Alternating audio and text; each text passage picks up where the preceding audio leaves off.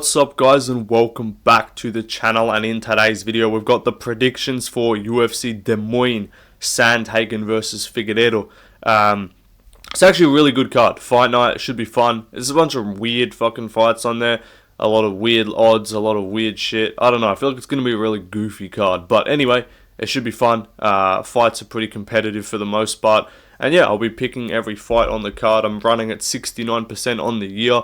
84% on the locks. So basically what I'm saying is you should trust my advice and financially invest in my picks. Anyway, without further ado, but I'm not held liable if you lose money. But anyway, let's get started with the first fight of the night. So, first fight of the night, Juliana Miller, Ivana Petrovvic. This is not going to be a long video. I'm keeping this shit under 20 minutes, I promise. I'm picking Petrovvic. Juliana Miller's shit. She's terrible. She doesn't know how to fight. She's 3-3 as a pro. Literally 3-3. She has the same amount of losses as wins.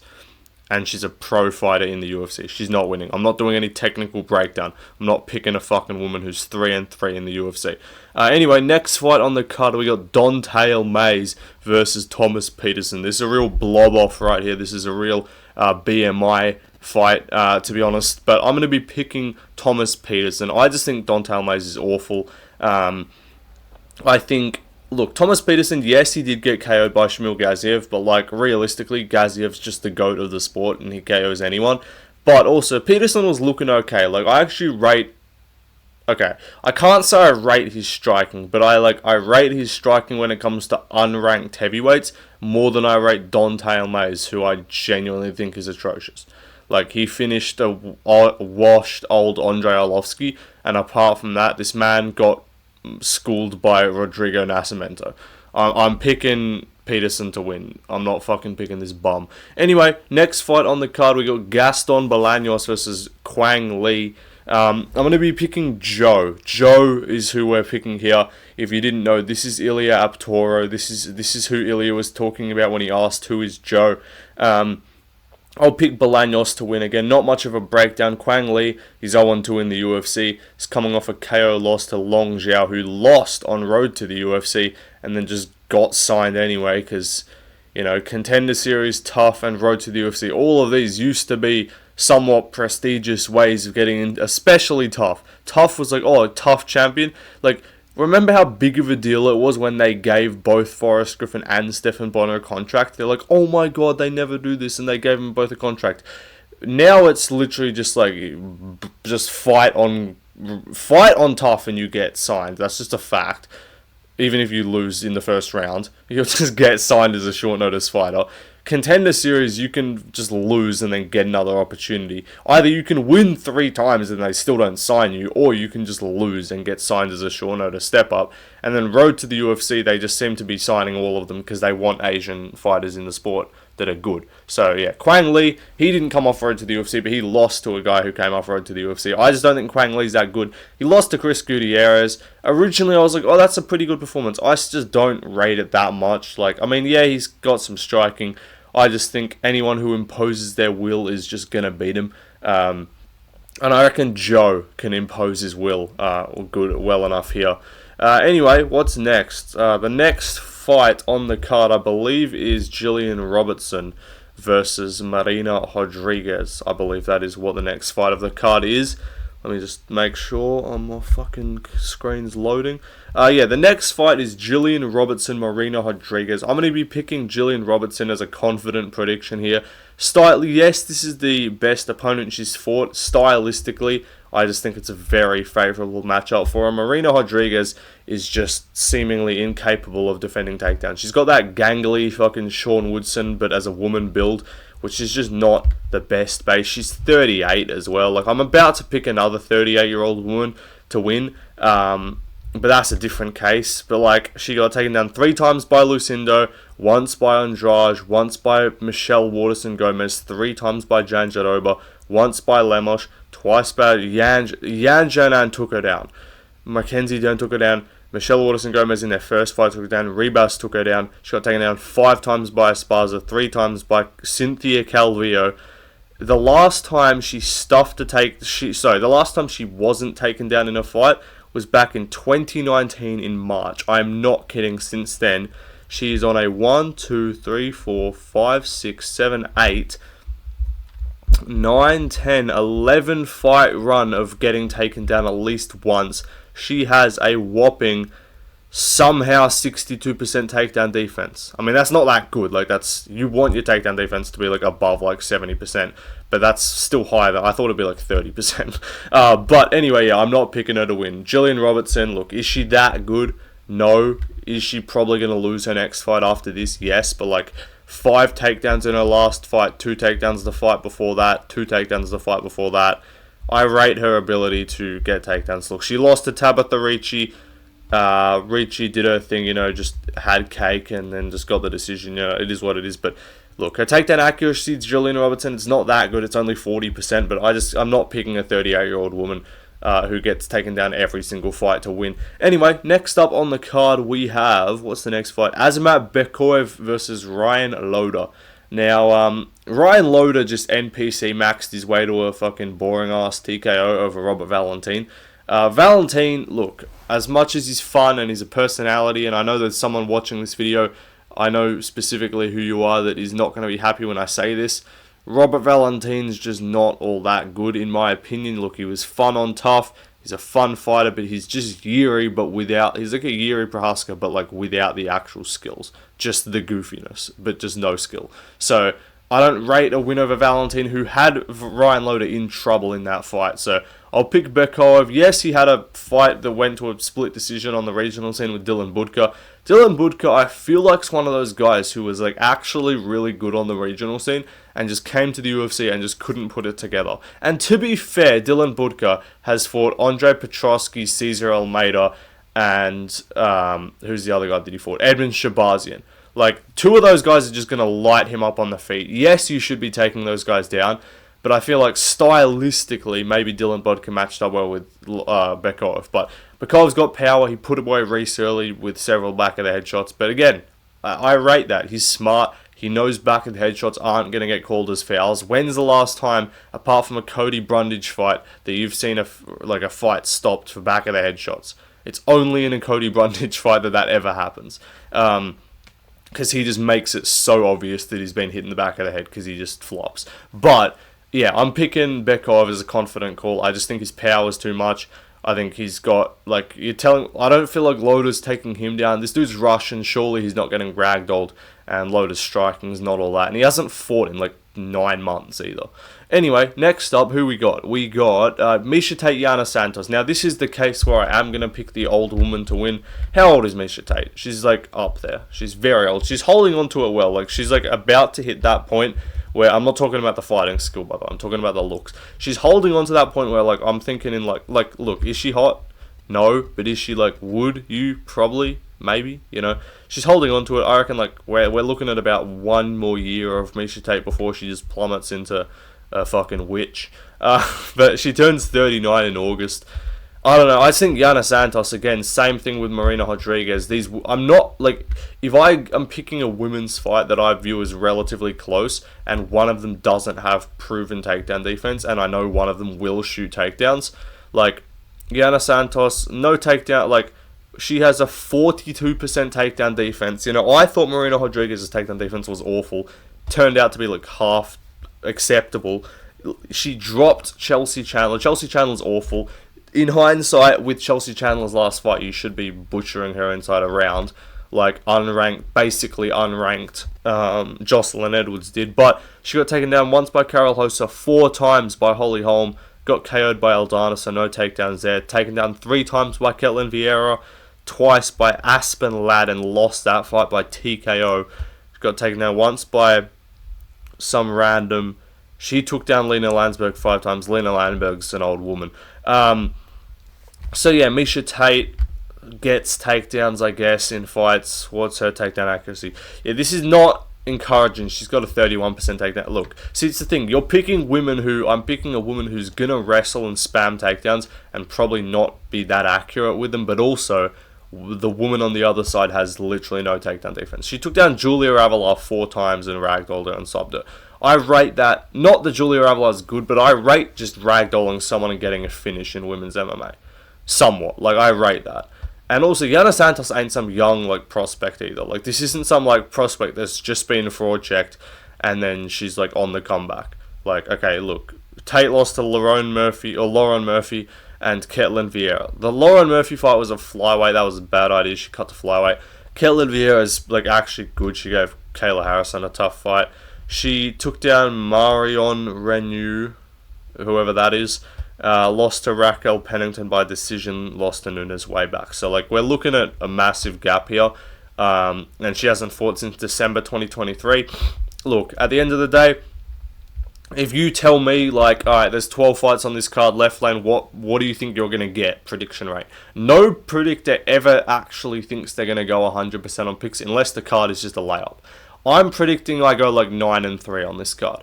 I think this is probably going to be one of the fights I get wrong. And you might be like, oh, well, then change your pick. Well, no, because then I'll get it wrong. Like, it just feels, you know what I mean? There's just those, like, fights on every card where it's like, whoever you pick, it's just going to lose. Like, you're in Cape, no one's allowed to go 100. I swept the Paris card in 2024. Oh, sorry, in 2023. But apart from that, like, who the fuck is sweeping cards? Like, how many... Name your favourite YouTuber and the last time they've swept a card on picks. I know Guru did it way back, like, on one random Apex card.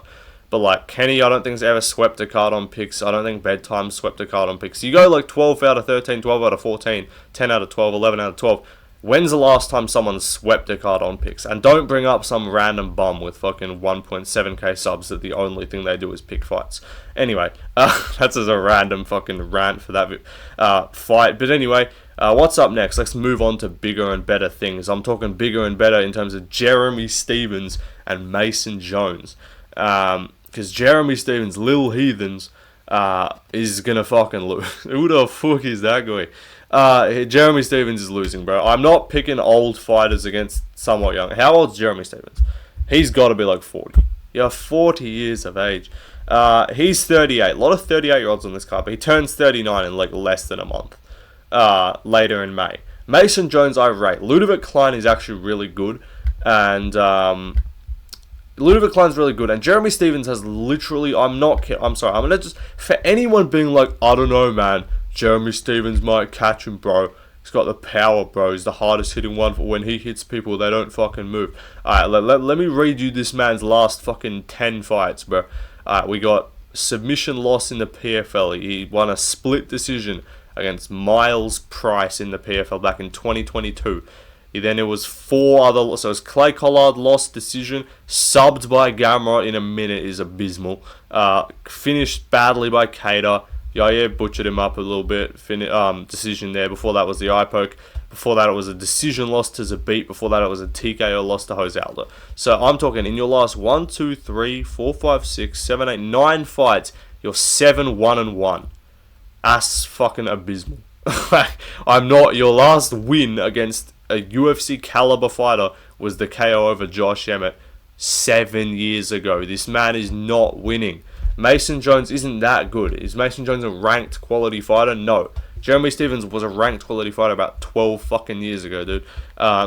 Like, this dude's beating up Cage Warriors guys as you should. But apart from, like, decision loss to Ludovic Klein, decision win over David Onama, and then decision loss to Mike Davis. Like, that's not that bad. None of those are, like, bad losses where I look at that and be like, yeah, he's a bum. Like, David Onama just got ranked somehow, so that's fucking abysmal. Mason Jones, maybe try cutting to featherweight, buddy. Anyway, I'm picking Jones. He's going to whoop up Jeremy Stephens. Seriously, Cameron Smotherman. This is one of the ones where I see a lot of people taking the underdog. And again, I make my predictions earlier in the week. I already submitted them. If you guys are in tune, subscribe to that UFC predictions tracker guy. He emails all of us, and then, like, we just submit our picks there. Or, because it just saves him the trouble of fucking scrolling through everyone's video and, like, listening to about 2.5 minutes of preamble from fucking MMA Guru before he makes a fence-sitting pick. But, like, yeah, so I just emailed my picks to him, so I've done that, or I've submitted my picks already. I know who I'm picking. This is one where I think a lot of people taking the dog, and I get it. Smotherman looked okay against Jake Hadley. I just kind of don't rate Jake Hadley at all. Like, Jake Hadley, to me, is just not very good as a martial artist. He's a flyweight that went up and beat the fucking worst bantamweight on the roster, arguably, Callum Loughran, who just got cut. after winning a robbery decision. Jake Hadley's a bum. This dude got finished by Charalampos Gregorio. If you know, you know. Charalampos Gregorio is a can. Like, legitimately a bum. Like, atrocious fighter. If you watch him fight, it's actually abysmal to watch. So I'm going to pick Surrey City. Yes, his results have been questionable. Yes, he kind of lost to Garrett Armfield. I rate Garrett Armfield. Garrett Armfield beat Brad Katona. Brad Katona had a close, like, arguable split decision. Not that he could have won, but, like, you can argue 2 rounds for him against Jin Matsumoto, who's really good. So I'm picking Surrey City. I rate his technique. Even the Tavares had a relatively close fight with Davey Grant. Not super close, but, like, I think City is capable enough. Anyway, next up, Daniel. We're not getting this video under 20 minutes. I yap too much. But Daniel Marcos Montel Jackson. Jackson's a big favourite. He's like minus 200. I get it. I think he's gonna win. I'm picking him to win. If you say gun to your head, make a prediction. I'll take Montel Jackson. I'll take the bantamweight, who's like the size of a fucking featherweight with the same hand size as Francis Ngannou. I'll take that guy to beat Daniel Marcos, who is apparently just incapable of doing anything other than just split decisions. Like, Daniel Marcos' record, he's fun. I enjoy watching him fight. And yes, there is like a vibe here of like a really close ekes out a decision where you're like, oh damn, he actually is good, right? Because like he's got like a bunch of KOs on his regional scene record, but like the last fight, split with Yanez, UD over Castaneda, no contest. He was chopping up Aoi Tralang. Before that, split that he should have lost against Davey Grant. And before that, he butchered up Simon Oliveira. Still, I kind of like Castaneda just lost to Gutierrez. Yanez is fucking kind of mid as shit. And he lost to Davey Grant, in my opinion. So, like, he's undefeated. He's got to have, like, one of the least, like, credible / hyped undefeated records ever. Like, everyone's talking about Bo Nickel and Shavkat Rakhmonov. No one's talking about Daniel Marcos. He's fun, and he could win with output, because we don't really know Montel Jackson's cardio. And his wins, apart from catching black shit early, ain't all that. So maybe he just looks mid, because he hasn't fucking fought in, like... This man fights every 15 months. But I'll pick him to win. I rate the finishing potential. Even Castaneda rocked Marcos in their fight. Anyway, next up, Ponzi versus D-Rod. I'm picking Ponzi, I guess. This is 2 unks. This is literally the fucking... This is just a reskin of the Carlston Harris Ponzinibbio fight, where I picked Ponzinibbio and he was losing like 2 rounds, in my opinion, got a comeback finish, and I was happy. Right, so there is a chance, but like, I don't know, it's just like... Ponzinibbio got fucking... Sorry, D-Rod got subbed by Neil Magny in, like, Big 2022, or whatever that was. Whenever that was. You cannot be getting dash choked or whatever by Neil Magny and getting, like, dominated in the grappling. Will Ponzi grapple? Probably not.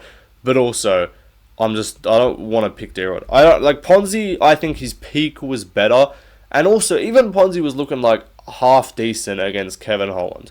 And he, like, looked okay and went to a split, lost a split, which I thought he won against Muslim Salikov, who just laid out Song Kanan with a wheel kick. Like, okay, against Song Kanan, not that good, but, like, I rate his wins just, like, a little bit more, you know? I rate his wins compared to Ponzi, who blatantly robbed Li Jingliang and hasn't looked anywhere near that level since. And even Li Jingliang after that hasn't looked good.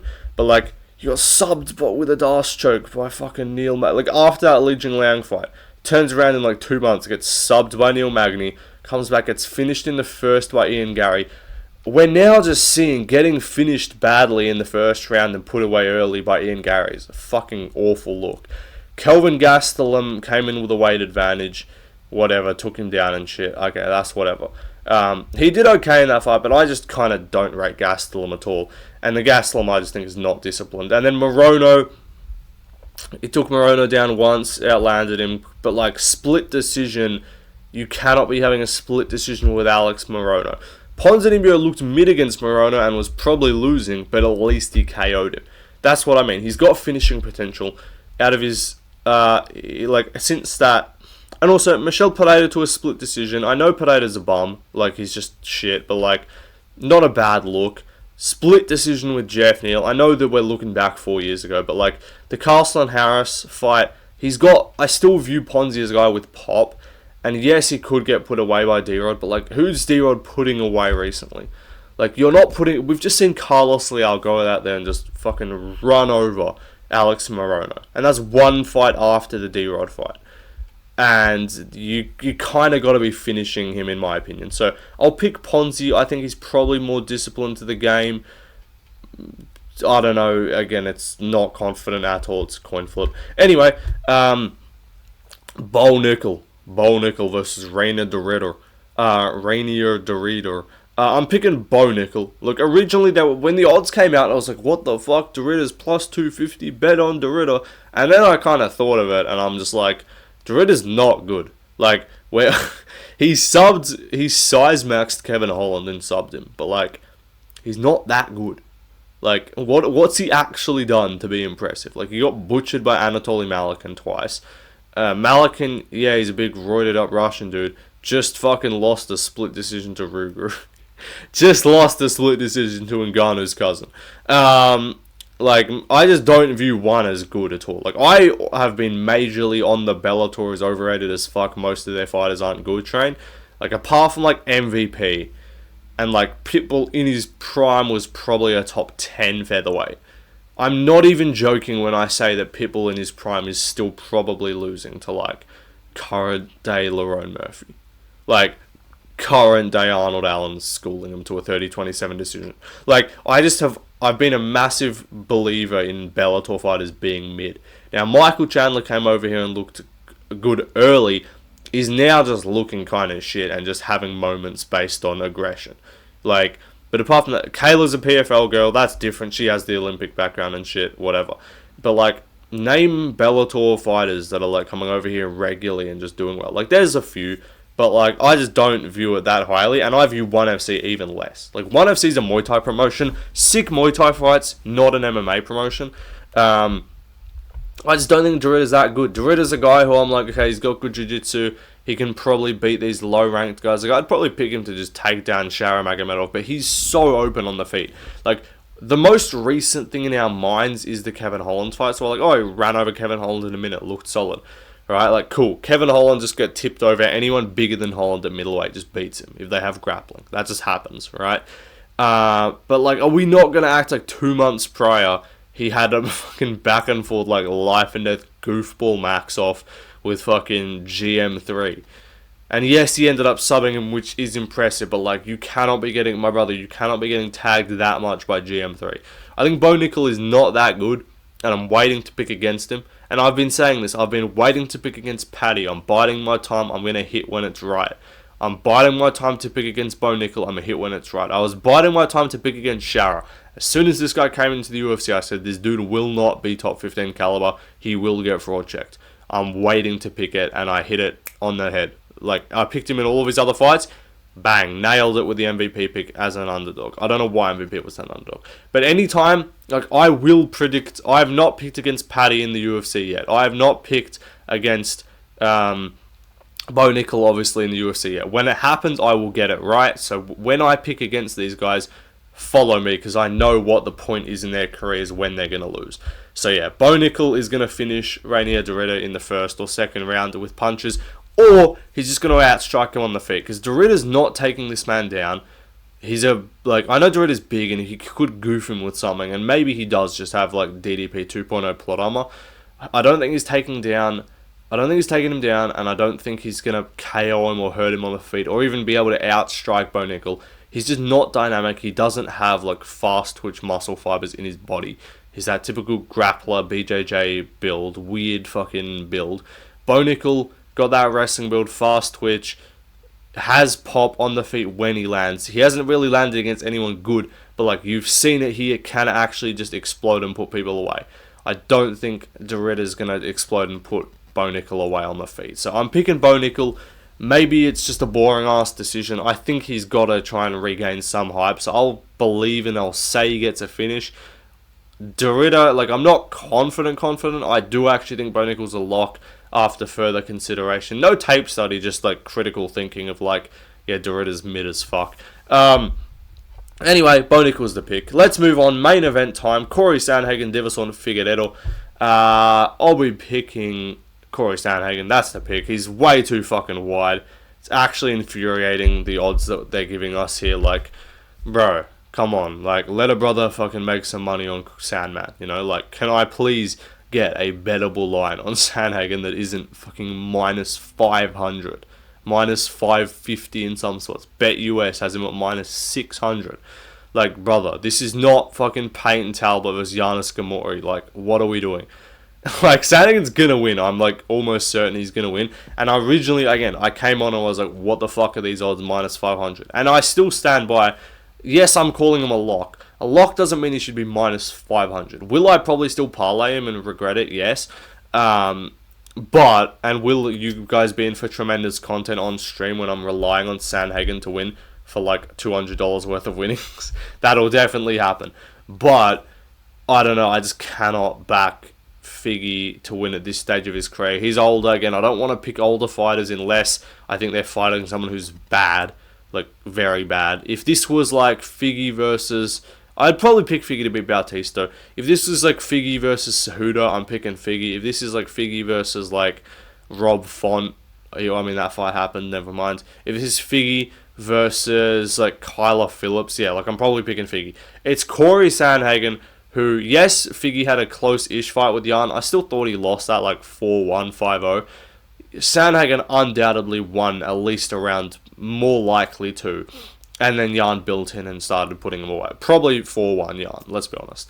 But like Figgy, you can be like, maybe he stole one round somewhere. You can kind of just give it to him as a pity round. 5-0 is not ridiculous with this. And it's like, when you watch those fights back, like, to me it was like, Figgy had like random moments based off power against Jan. With his Sandhagen like actually like kept up with him for most of that fight. But Jan was just too good late, because Jan beats up anyone on the feet if the fight extends, right? And I also kind of think the version of Jan that fought Sandhagen, that's like, that dude in round 3, 4, and 5 is like one of the best like versions of anyone I've ever seen at bantamweight ever. So I'm going to pick Sandhagen. I think he's going to bounce back here. The Umar fight, to me, yes, it wasn't a great sign in terms of like, he was way too tentative. This dude's trying to be too pretty on the feet. He's trying to strike too technically. But also, it's kind of like, I rate the takedown defense, and I rate the fact that he can stay composed and not make too many mistakes. Yes, he kind of gave up his back at the end of rounds, but I don't think Figgy's going to out-grapple him.